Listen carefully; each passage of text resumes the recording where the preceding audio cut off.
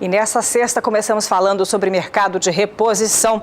E para você que trabalha então com este mercado de reposição, essas informações te interessam e muito. Aliás, com a alta consecutiva para o boi gordo, você deve estar se perguntando o que fazer neste momento, vender ou não vender. E essa pergunta nós fizemos ao especialista em gestão de risco em pecuário, Rodrigo Albuquerque, que também é idealizador do blog Notícias do Fronte, para ele poder responder para a gente essa questão. E é com ele que a gente fala por telefone. Bom dia, Rodrigo, bem-vindo aqui ao Bom Dia Produtor. E olha, com essas altas consecutivas para o boi gordo que vêm sendo verificadas desde o finalzinho de julho, comecinho de agosto, o que o Notícias do Fronte recomenda para a ponta vendedora do gado de reposição neste momento, Rodrigo?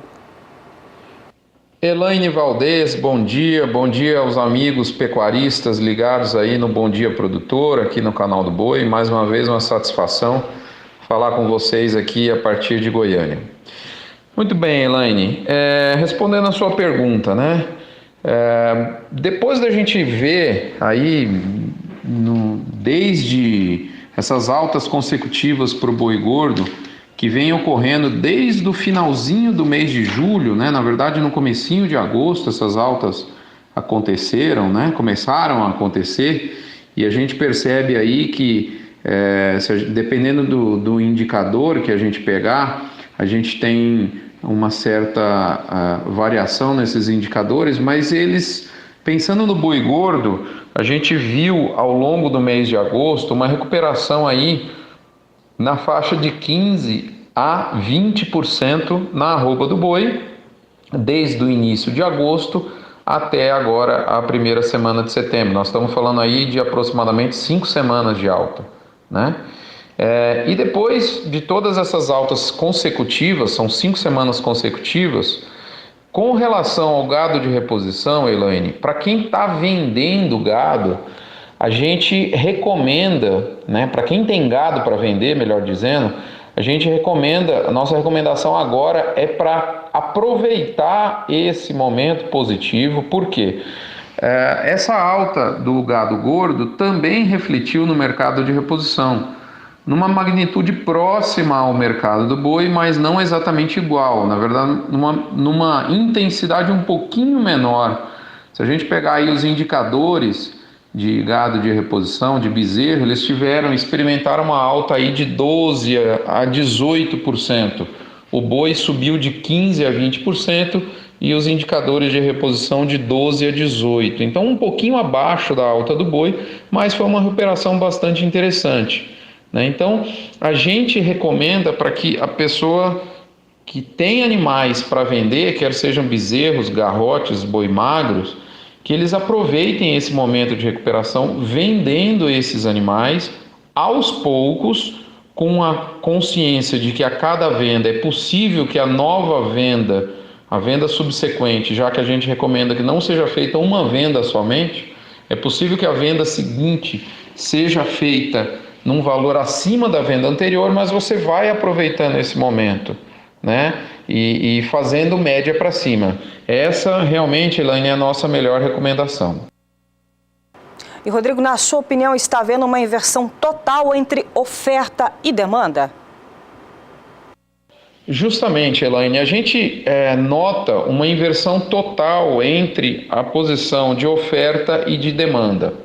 Então, veja bem, quando a arroba estava naquela fase negra, lá, por exemplo, em final de junho até segunda quinzena de julho, né, a gente via que a procura por animais, as pessoas tinham muita dificuldade em comprar animais, ninguém queria comprar animais de reposição.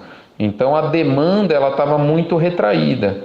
E a oferta, as pessoas que tinham animais para vender estavam continuando a oferecer os seus animais, apesar de semana após semana preços mais baixos, mas o sujeito precisava oferecer a mercadoria. Quem estava ausente mesmo da relação de comercialização era a ponta compradora, né?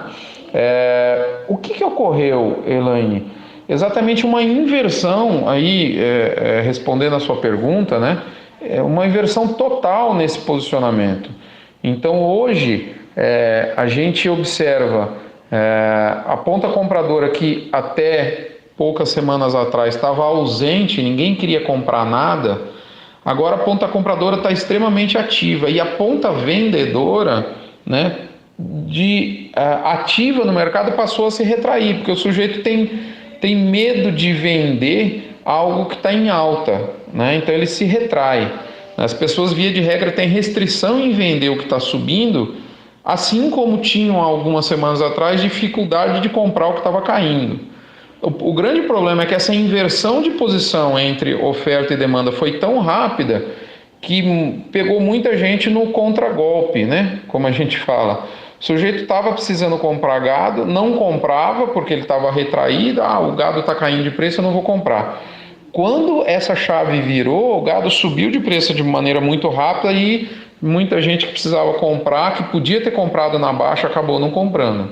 Então eu tenho medo que isso aconteça nos próximos movimentos de mercado e quem está precisando vender acabe não aproveitando esse momento da alta de maneira num nível tão interessante que poderia aproveitar, assim como quem precisa comprar não aproveitou o momento da baixa na hora que podia ter aproveitado, entendeu? E Rodrigo, você acredita em mudança de cenário, que os próximos fatos podem mexer então nesse cenário?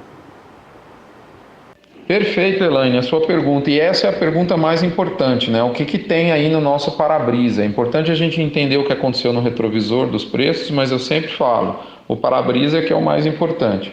Então a gente alerta aí, a gente está vivendo o pico da falta de pasto em estados como Goiás, várias regiões de Goiás, Mato Grosso, por exemplo, se você pegar aqui Tocantins, né, você tem várias regiões em que você tem mais de 120 dias sem chuva. Então a gente já tem problemas por falta de pasto. O norte goiano, por exemplo, está crítico, né? Sul do Tocantins.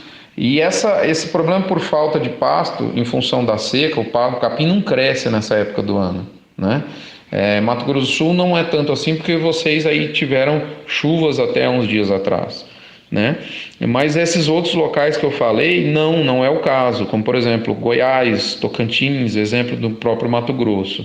E essa falta de condição de pastagem vai começar a limitar a retenção de animais das fazendas, né? E quem tem vantagem competitiva, ou seja, um pasto bem estabelecido, estruturado, ainda que seco, mas pelo menos com a massa em volume, vai ter essa vantagem competitiva muito grande, né?